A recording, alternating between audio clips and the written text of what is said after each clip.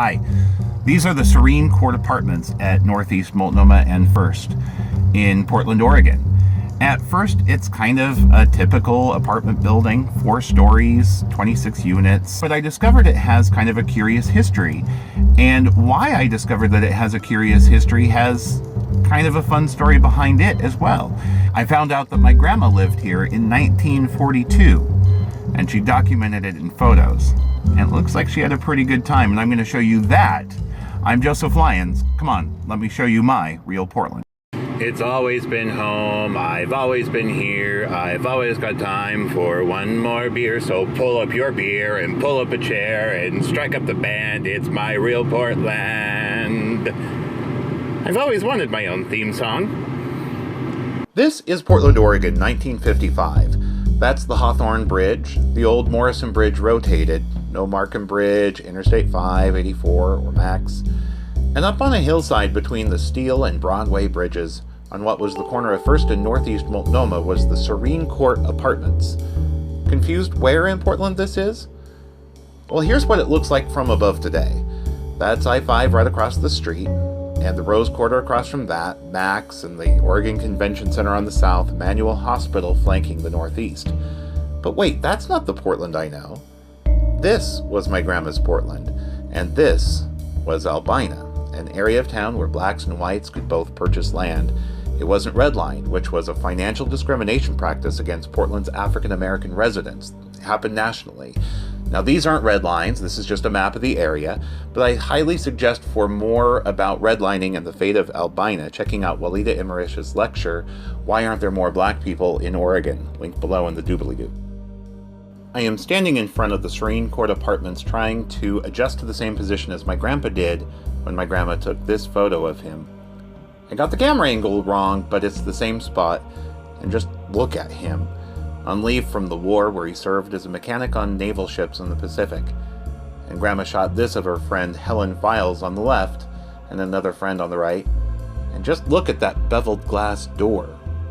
And here's Helen Files again with my grandma Helen on the right. One of my favorite photos of her, smiling, hand in hand with her friend. Pregnant with my mom, holding onto a large purse and a camera bag just like every day I knew her. Notice the ornaments above the windows. Those window ornaments helped me to identify the apartments in the photos a few months ago. And then I found this website, whatwasthere.com, and was able to match up the current Google Street View with this photo of my grandma and my... Hey, that's not my grandpa! Actually, that's her friend Bob Bird from Rufus, Oregon, where they're both from. More on that town in a future episode. But I suggest checking whatwasthere.com out. They have tons of similar historic photos in Portland and elsewhere, and you can upload your own photo too. The Serene Court Apartments were built in 1912 by masons hired by a lumber guy, Mr. Mandius Olson.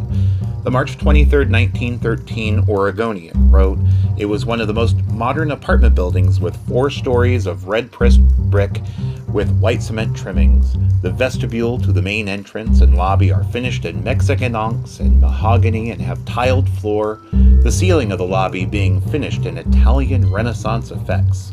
The roof garden has a sun parlor with hardwood floor, the walls being large panes on 3 sides, with its buffet, smoking den, piano. Adjoining the sunroom is a promenade, a special lighting system, hammocks, and resting nooks. From the roof garden, one can obtain a sweeping view of the business district of the city, as well as the West Side Hills." I wanted to share a few more photos from my grandma's photo shoot. Notice all the photos of her wedding with my grandpa. We have no idea who this guy is. And a couple more of Helen Fields from 1943. I just love this shot. In 1917, Mandius Olson sold the building for 320 acres and 100 Holstein dairy cows out near Forest Grove. And simultaneously, the Masons of Oregon, in a Grand Lodge session at the Masonic Temple with the Eastern Star, determined to raise $30,000 to build a Masonic home on the property. That building, and the property, is now the McMinimans Grand Lodge. And look, it's the same red pressed brick The scale of the cement ornament above the windows is the same as on the Serene Court Apartments. And while you can't stay at Serene Court, you can stay here, you can eat here, watch movies here, even get married here. You'll find link to the McMinimans Grand Lodge also in the doodly-doo below. If you like this video, like, subscribe, share. If you have questions about this video, drop them in the comments below. Or if you have questions about Portland that you'd like answered, send me an email at joseph@josephlyons.com and I might feature your question in an upcoming video. Hi, this video is brought to you by me, Joseph Lyons, Realtor with Cooper Realty. If you or someone you know is looking to buy or sell a home in Portland, please consider letting me help you with your real Portland.